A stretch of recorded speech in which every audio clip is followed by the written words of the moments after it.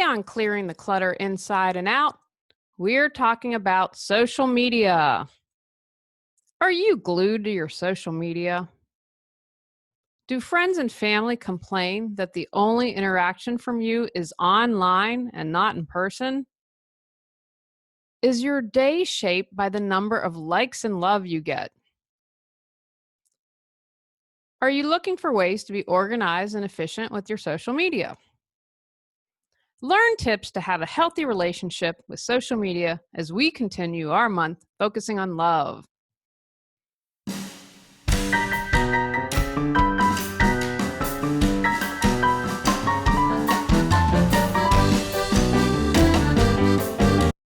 Are you ready to clear your clutter and share your gifts with the world?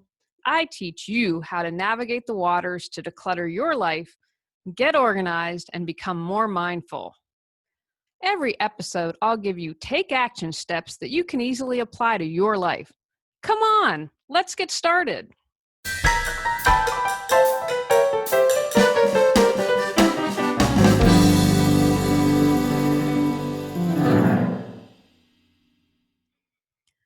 Today's episode was inspired by a request from a viewer.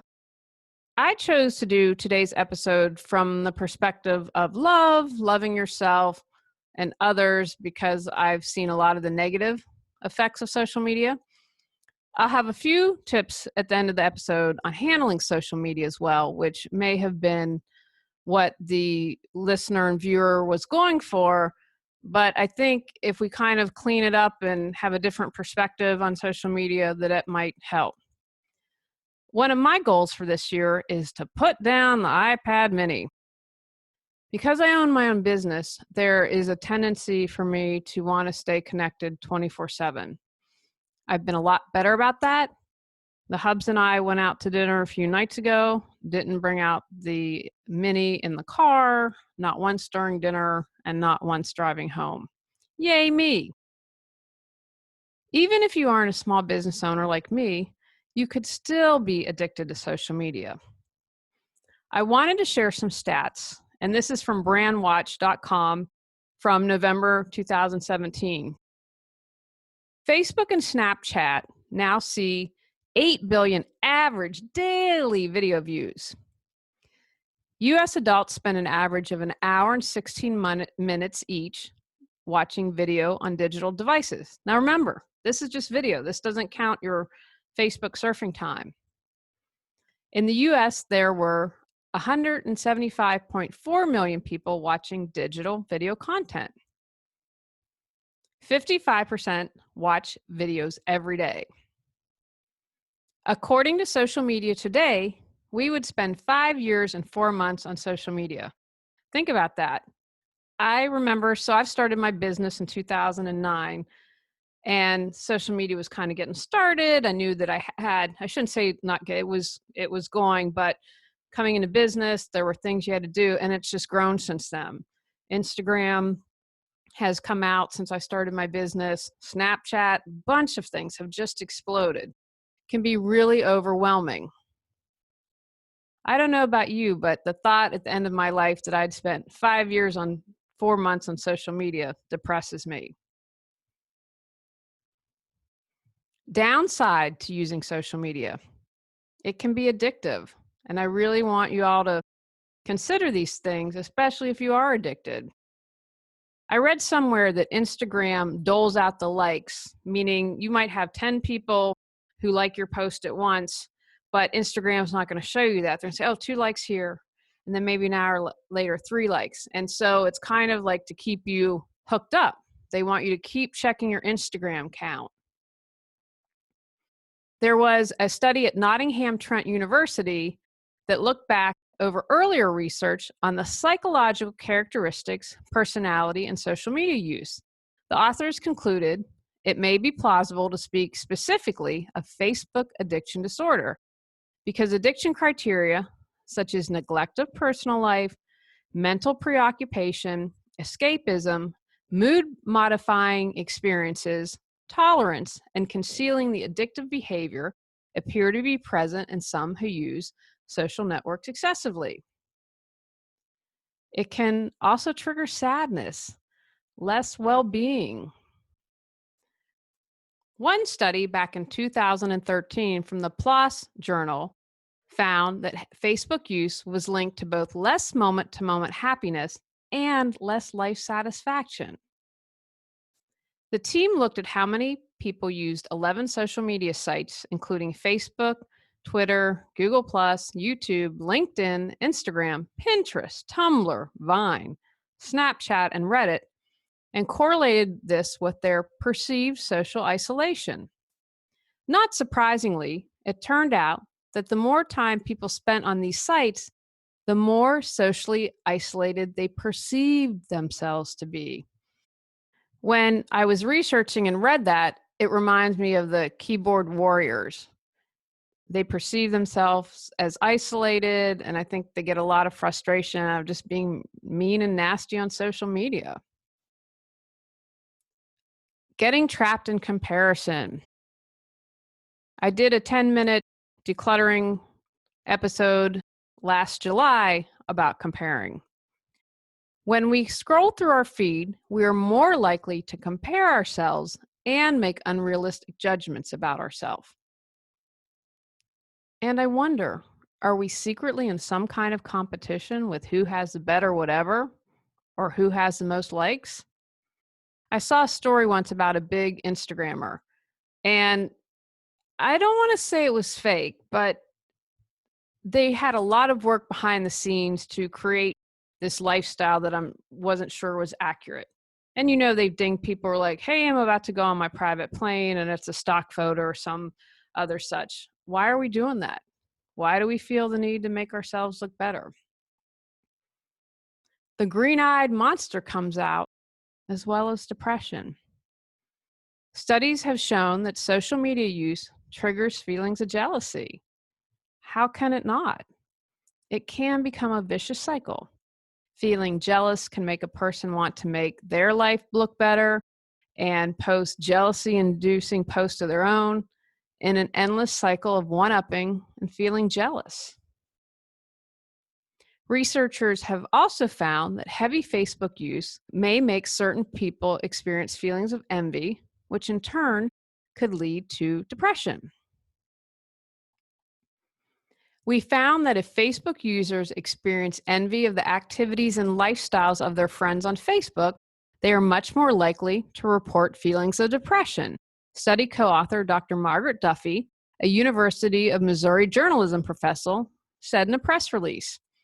Facebook can be a very positive resource for many people, but if it is used as a way to size up one's own accomplishments against others, it can have a negative effect.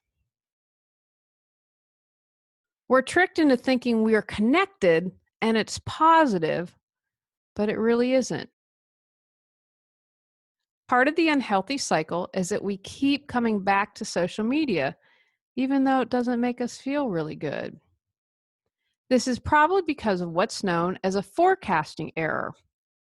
Like a drug, we think getting a fix will help, but it actually makes us feel worse, which comes down to an error in our ability to predict our own response.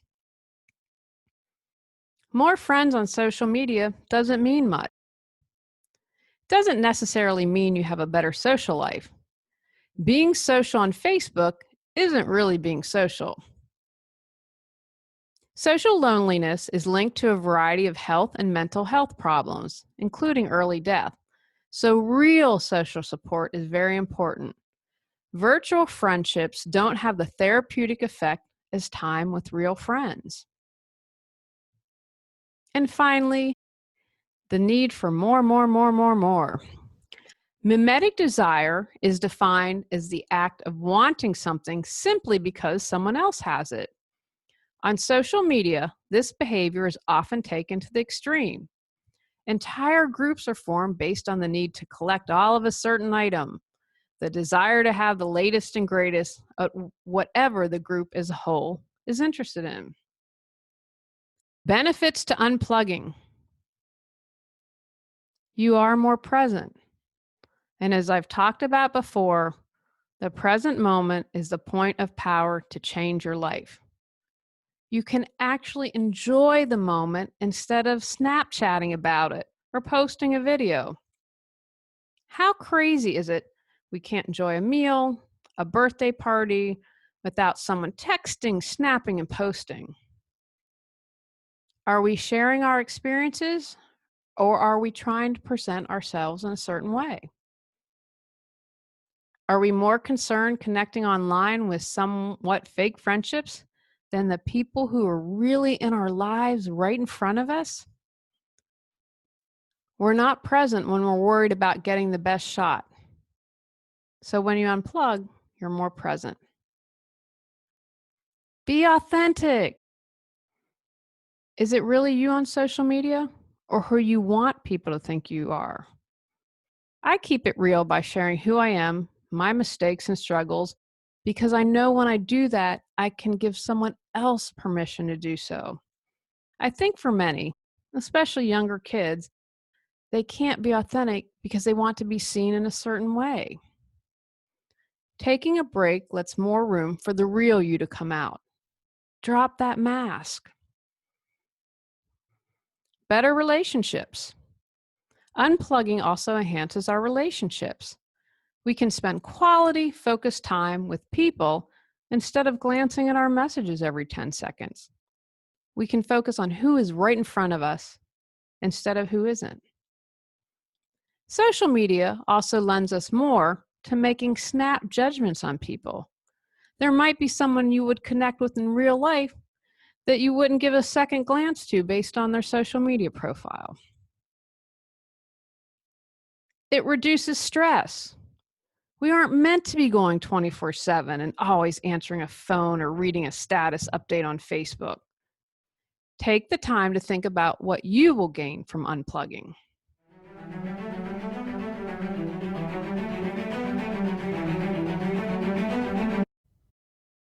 Can you easily navigate the ups and downs of life?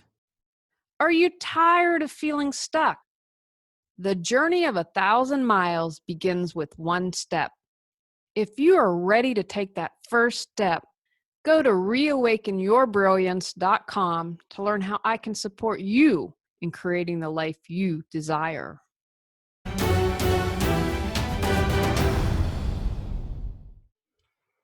How to get off social media. Delete the apps from your phone. When you're waiting in line, do some deep breathing.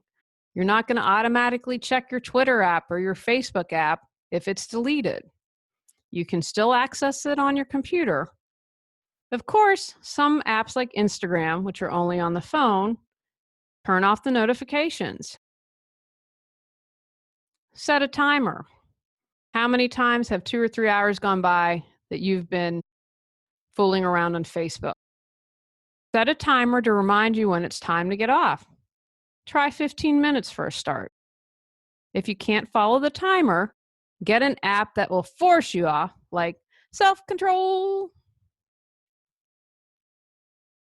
Edit ruthlessly. Think before you post. My rule is anything I post has to be acceptable being on the front page of the New York Times. Really helps me a lot. Unplug. Try getting off for an entire day. Can't do that? Try a few hours. Start building your unplugging muscles. If you feel the urge to check social media, take a deep breath and ask yourself some questions. Are you afraid you'll miss something? Is your habit fulfilling a need? Being so plugged into social media can serve as a distraction. What are you distracting yourself from? Pain, anger, sadness? Remember, be gentle with yourself. We're on autopilot most likely with these habits. The good news is, once you start building your muscles, it'll be easier with time. Can you continue to carve out 10, 15 minutes, half an hour each day away from social media or limit your time? Is there a better habit you could replace it with, such as breathing or meditation, taking a walk or stretching? Find another built-in distraction. Social media is a distraction for most of us. Read a book, watch a documentary, Or you could work on achieving your dream and write the great American novel. Or how about volunteering? Lots of animal shelters and rescue groups could use your help. Contact people in different ways. If it's your friend's birthday, add it to your calendar and call instead of writing on the wall. Notice a friend you haven't seen a while in your newsfeed? Write an email. You can stay in touch with social media. Or, gosh, consider actually using the phone and set a date for coffee. Create a list of all the things you'll gain when you take a break from social media: better relationships, more time for solitude, saving money because you won't be purchasing everything in your feed, reading more books, engaging in hobbies. Keep a list where you can see it. Purge your friends and group lists, unfollow the drama. The fewer posts and images you have to slog through, the better off you'll be. One place to start is by calling your list of friends and groups. Start with friends of friends of friends who you really don't have a close connection to. Then, people who tend to create Facebook drama. Finally, take a look at the groups you join. If you aren't an active participant, then unscribe. I did this at the end of the year. It felt great. I was like, oh my gosh, I have a billion things on here. And I also have people who've asked me to like their page, but then we belong in a group and it was like multiple posts of the same thing. So I quit that. I've also unfollowed a lot of people and it's felt great. I don't have to be engaged in their drama. And finally, ask for support. Let family and friends know you're reducing your time on social media and ask for their support. Most likely, they'll be happy to hear about your commitment. Using Hootsuite. If you're a small business owner or if you still want to keep engaged with social media, something like Hootsuite can be very helpful. Now, they've changed things. When I signed up, you could have 5 free accounts, and now they've changed that. So you can only do 30 free posts at once. And I use this because it allows me to schedule. So I have 5 accounts, and that means I can schedule posts for 6 days. They changed it a couple months ago, and it was really disappointing because I would do usually 2 to 3 weeks at once. So then I could put it down, and once a month I would have to do post or twice a month, and it really saved me a lot of time and aggravation. What's great is you can use it and plan and always have a post. So you don't have to get sucked into posting each day because you're starting to post and then you're like, oh, I want to read about Johnny and Sue. And then, you can lose an hour. So that way you can schedule all your posts. Now I try to answer every social media post that I have. Not always possible. I know on Facebook I am dinged because I don't respond immediately. And I'm like, I'm working. I can't respond to the post all the time. And Facebook, if you follow me on Facebook, they're changing things. And, Facebook is awful because multiple times throughout the day, they're like, buy an ad, buy an ad, buy an ad. But Zuckerberg just announced the other day that they're changing things. So you see more stuff from family and friends instead of business. And I wanted to ask, well, then you're going to stop sending me multiple requests to do an ad on Facebook. So I don't know how that's going to play out. Basically, it almost makes me think Facebook is going to be obsolete. So if you have a business or on Facebook, that's something you're going to want to investigate as more information comes out. I answer all the posts. I've also taken the step. I've deleted some posts and I thought I'd never do that, but there were just a couple on YouTube. And I thought, you know what, you're just so nasty. I'm just not even going to try to be the better person, say something nice, say something that perhaps plants a seed. I deleted it. So that's something that I've done differently and made a difference. There are also other schedulers like Social Backer Suite, Buffer, Every Post, Social Oomph, and Sprout Social. Those are paid. I don't know if any of those have a free version. I've been with Hootsuite for years. And again, it changed, but it's still a free option. And my dream is to not have to do so much social media because I don't like it. It's just overwhelming. And while the majority of posts are really great, some are pretty awful. So I did a thing on don't be a social keyboard warrior. So please think about that. Also, when thinking about social media, understand which networks work for you. I do really well with the podcast and on YouTube. With the changes coming to Facebook, I'm like, Twitter's been kind of useless for me. I'm hoping I can get the strength to get off Twitter. Instagram's kind of a hybrid for me because I like to post a ton of pictures of the cats, and that's more fun for me and less about business and more focused kind of on coaching tips. You have to really understand, where am I successful? So for something like Hootsuite, I'm like, okay, then I'm having a post there, so I'm not going to worry about it. And I put my time and effort into the podcast and YouTube because that's where I see the most benefit. And then you're also going to want to figure out what type of content you want to share. Do you want to do brand awareness? Do you want to promote events? The 80-20 rule is good here, meaning like, don't promote your stuff all the time. Do that 20% and then post interesting things or facts or whatever has to relate to your business. Don't make it all about you. The advantage of using something like Hootsuite is it allows you to schedule your post, and you can block out time every week and say, okay, I'm going to spend an hour working on social media. So again, you don't get sucked down that drain of, well, I'll just check out and see what other people are doing. It allows you to put a limit on social media. I would also say block out some time, and it usually doesn't have to be a lot, where you answer your social media. But don't get like, oh, knee-jerk reaction. I'm going to respond as soon as someone posts something. As a small business owner, I don't have time for that. And unless you're a big corporation and you have someone who's on social media 24/7, you won't be able to do that. And then I would just say, be genuine, be honest, just respond from yourself, and don't do these automated posts. I see a lot of the big companies that just, you can tell, don't even read the posts. They're just copying and pasting, and that doesn't help you out as well. Block out the time so you have fewer distractions on social media, but consider something like a scheduling software. So again, you don't get caught up and you're going crazy having to do all of those social media posts. Take actions. Keep track of how much time you spend on social media. Observe your feelings before and after you spend time on social media. Do you notice a difference? Make a list of what you will gain when you take a break from social media. Pay attention and see if being on social media brings up negative feelings such as jealousy or depression. Create a plan to reduce the amount of time you spend on social media.